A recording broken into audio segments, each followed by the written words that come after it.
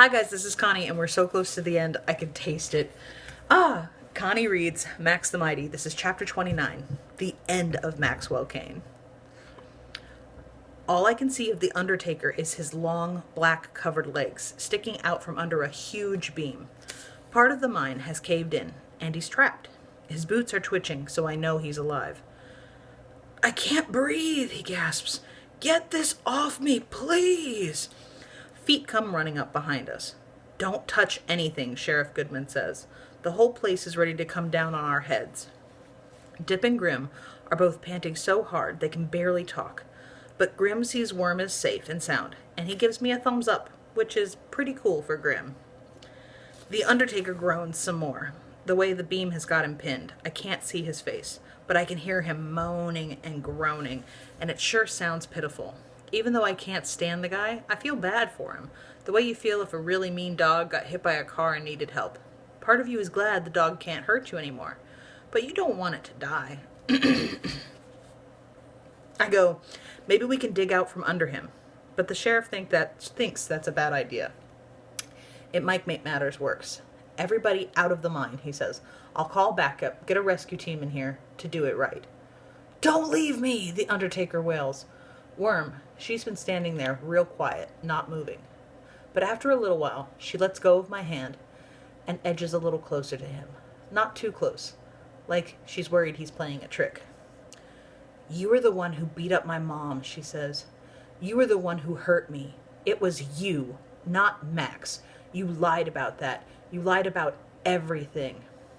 The Undertaker groans and then goes, Your mama was asking for it. She was going to call the cops. It was all her fault. When Sheriff Goodman hears that, he looks at me and nods, like he knew all along I wasn't really a criminal. Then he tugs down on the brim of his cowboy hat and says, Let's move along, folks. We're starting to go when suddenly I can feel it coming up through my feet. This rumbling from deep underground, like the whole mine has decided to cave in, starting at the bottom. Please, the Undertaker groans. Somebody help! The timber and planks are shaking. Clouds of dust belch up from down below.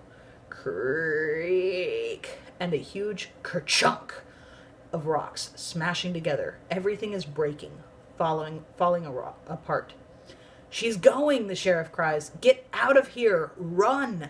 Dip grabs hold of Worm and takes her away, and I can hear Grim shouting at me through the roaring dust, shouting to leave while I've got the chance. There's nothing I want more than to get out of that mine while the getting is good, but just as I start to go, a strange thing happens. This pale white hand reaches up through the dirt and dust. The Undertaker. He can't talk because his face is covered with dirt, but his hand is begging me for help. Don't leave me, it says. Please, please. Grim screams, Max, don't! My brain screams, run, run! But it's too late because I've already got my arms under the fallen beam. I'm yanking it up with all my might. With so many rocks pinning it down, it must weigh a ton. It's like trying to move the earth, but I have to do it. There's no one else who can. So I yank harder, harder. The beam moves. The thing is, once you start lifting something really heavy, you can't stop when you're halfway done. You have to lift it all the way up. My knees feel like old tires about to blow out, but I can't stop until the huge old timber is up on my shoulder. Grim screams, Got him! And drags the Undertaker out and helps him to his feet. Then the ground is shaking again. Dust blows down from the ceiling and timbers start popping out of the walls, snapping like toothpicks. Of course I want to let go of that beam and run, but it's like I'm pinned to the ground by the weight of everything. Stuff is coming loose all around me, but I can't move. All I can do is keep holding up the timber and the roof above it, and the mountain above that, which nobody can do, not even a big, huge doofus like me. The last thing I remember is how much it sounds like the ocean, like waves crashing, and seagulls screaming, and gravel caught in the undertow. The dust is real bad, but I can make out a couple of shadowy figures running toward the light, and I'm glad Worm is okay, and Grim and Dip got out in time. This is really dumb, but it doesn't even bother me about the Undertaker getting out alive. I'm thinking this is the end for Maxwell Kane. Too bad he never got a chance to be Max the Mighty.